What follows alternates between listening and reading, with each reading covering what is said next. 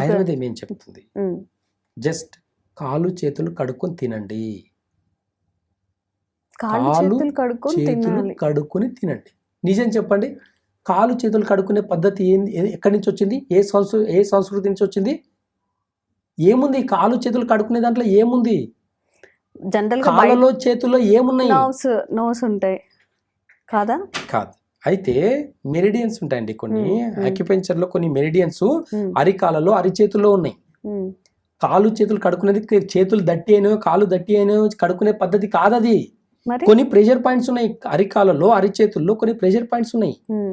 Water తోటి ఒకదానికి ఒకటి ఇట్లా రబ్ చేసుకున్నప్పుడు కొన్ని కీ పాయింట్స్, అంటే డైజెషన్ సిస్టమ్ ని ఇంక్రీజ్ చేసే పాయింట్స్ యాక్టివేట్ అవుతాయి. కాళ్ళు కూడా కడుక్కున్నప్పుడు మీకు ఒక వీడియో చూపిస్తాను, ఒక ఇమేజ్ చూపిస్తాను. ఆక్యుపెంచర్ మెరిడియన్స్ ఎక్కడి నుంచి ఏమేమి మెరిడియన్స్ ఉన్నాయని చెప్తాను నేను.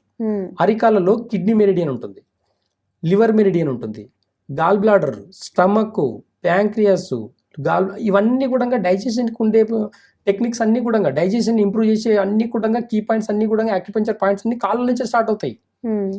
కాబట్టి భారతీయ సంస్కృతిలో కాలు చేతులు కడుక్కొని తినాలి ఒక్కటి.